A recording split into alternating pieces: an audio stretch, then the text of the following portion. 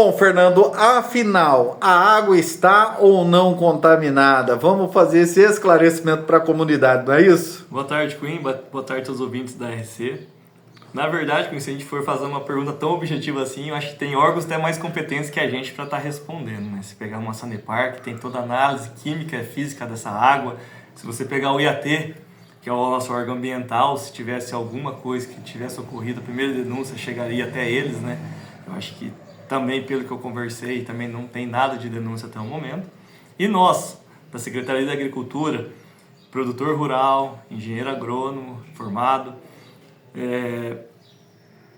eu tenho a minha análise, né, igual fala, eu tenho uma análise muito tranquila, onde a gente sabe realmente dessas chuvas fortes que ocorreram em toda a nossa região, desesperador, onde essas águas em algumas localidades causou erosão, sim, encheu os rios, mananciais, tanto esperado, minas voltaram aí a brotar, então era o que a gente mais precisava no momento, né?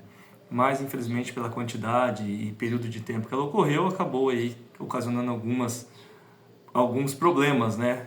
Ambientais, danos aos produtores, agricultores, aonde essas águas acabaram escorrendo do solo, causando erosões, que a meu ver seria até mais problemático até do que esse assunto polêmico, questão de defensivos que escorreram dessas águas e foram aos rios e causaram essa poluição, inabilitando essas águas para consumo. Eu acho que esse dano das terras açoriando as mananciais, açoriando os rios, seria um tema até mais polêmico, um assunto até mais a ser tratado, em virtude de mudança de um pH de uma água, do assoreamento desses açudes, desses rios, córregos, né? Seria até um pouco mais polêmico. E outras localidades, a chuva de granizo aí acabou afetando residências e propriedades rurais também, causando muitos danos aí, como foi o caso de Heliópolis, caso de Sertaneja, Rancho Alegre, Santa Mariana e Bandeirantes, até o momento que nós temos relatos. Mas, se tratando especificamente nessa questão, como eu venho citando aí as outras fontes de informações, meu ver particular, tá? Eu não sou nenhum técnico da água, não sou, como se diz, não estou no tratamento diário da Sanepar, eu acho que eles podem esclarecer até melhor do que eu, mas a gente imagina e temos uma consciência tranquila como agricultor, como recomendantes de defensivos aí às revendas, eu falo pelos engenheiros agrônomos, aonde são recomendados produtos tecnicamente registrados, aonde as doses recomendadas elas são mínimas para a questão de consumo humano. Elas são doses já ali reguladas para o controle dessas, nessa época, vou dizer dessa forma, de controle das plantas daninhas, ervas daninhas, não de pragas inseticidas, assim, pragas seja mastigadores ou sugadores, são mais para conservação aí de fazer um plantio no limpo, a gente fala, né? Que é o uso dos glifosatos da vida, os auroras, que é o cometazone, enfim, cletodin, que é para matar milho, mas não vou entrar nessa parte técnica. Mas só para vocês terem conhecimento, essa época que está sendo usada são os herbicidas. E são todos produtos com registros, ninguém usa ao acaso de uma forma irracional. São usados de formas racionais, com doses por pesquisas feitas recomendadas, e aonde algum desses produtos, às vezes, o próprio antídoto é a argila. A argila é a terra nossa. Então, assim, a partir do momento que ela se já entra em contato com o solo, ela acaba já se degradando. Ou se degrada com o solo da argila, ou se degrada com a luz solar. Cada mecanismo de ação de produtos tem seu antídoto principal. Então, quando a gente escuta falar que a água do Rio Congonhas, a água está toda ela poluída, eu não vejo dessa forma, até porque se tivesse algum problema desse, eu acho que plantas aquáticas ou margeando esses rios estariam morrendo, primeiramente, ou algum inseto aquático, enfim. Nós não tivemos relatos, a gente não viu nenhuma denúncia ambiental relacionada a essas mortalidades, né?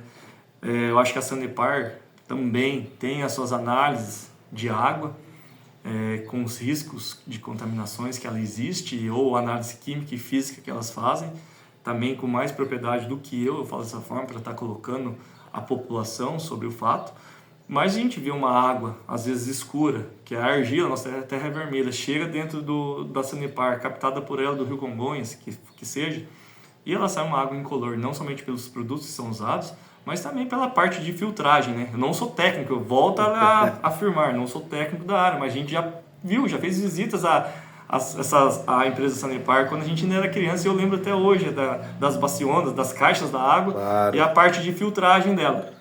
Então até essas filtragens já servem também para tirar algumas partículas que não é própria para o nosso consumo. Não somente dos defensivos, mas outras partículas. Então, A comunidade pode ficar tranquila, na né? minha visão e concepção, eu acredito que sim, tá? Porque se não fosse dessa forma, eu acredito que já teria denúncias ambientais chegando aos órgãos responsáveis, que é de fato, que é o IAT, e a gente não viu isso ocorrer. Então, às vezes a pessoa se sentiu, como ele citou, eu vou falar pelo áudio que eu escutei, tá? Não foi para mim que foi encaminhado, mas eu escutei, já me perguntaram, sentiu o cheiro de veneno na água.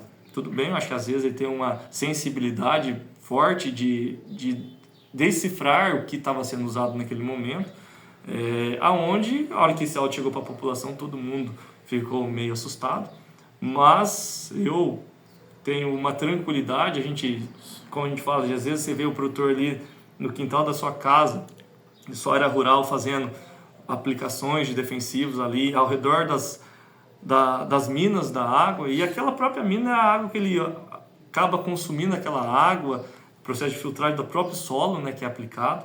Então, assim, e a hora que você aplica, imagina essa fração de produto já usado, recomendado, diluído em uma fração 1000 vezes maior do que foi aplicado. Então, se era 1 litro de produto em 100 litros de água, ela se tornou 1 litro de produto em 1 bilhão de litros de água. Sei lá como mensurar isso, Cunha. Eu estou só citando esse exemplo para falar, assim, na minha opinião, podem ficar tranquilos, porque essa fração, talvez, de contaminação, vou falar em talvez, para não afirmar 100%, seria uma dose até dura de ser calculada, né?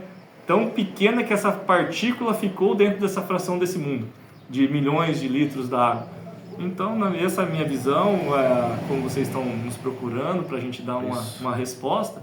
Não sendo técnico da área, mais uma vez eu reafirmo isso, mas sou engenheiro agrônomo formado, sei do uso racional desses produtos que são utilizados nas lavouras, tudo como agrônomo, recomendando e assinando esses laudos, essas notas, né, esses receituários agronômicos.